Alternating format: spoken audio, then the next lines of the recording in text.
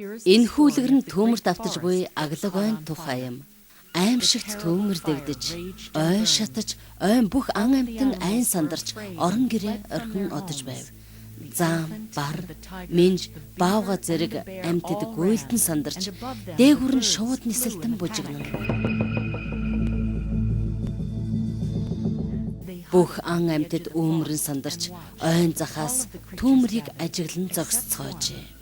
Эдгээрийн дундаас ганцхан дүгдүг хэмээх бяцхан шувуул ойгоос гаралгүй төмрийг унтраагаар үлджээ.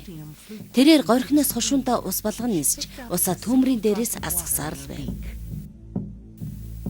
Бяцхан дүгдүгийн төмөр унтраах тэмцлийг харсан бусад амьтад түлэгдчихвээ, угаардчихвээ гэж хашгиралцаар байв. Би юу хийхээ ч мэдэхгүй байна.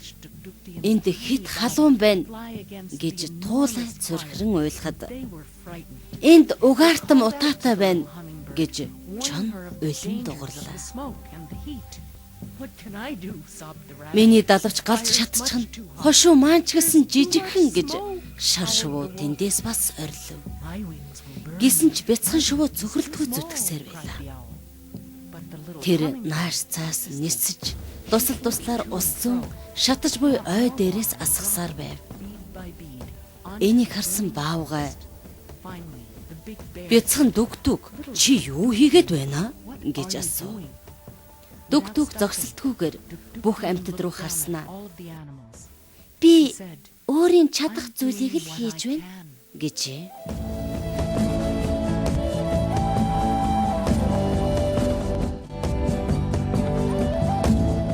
Мянган хүмүүсийн амьдралд гэрэлгээ авчрах үйл хэрэг цөхрөлтгүй ганц алхмаас эхэлдэг. Хүний эрхийн төлөө нэгдэцгээе. Монгол улсын хүний эрхийн үндэсний комисс.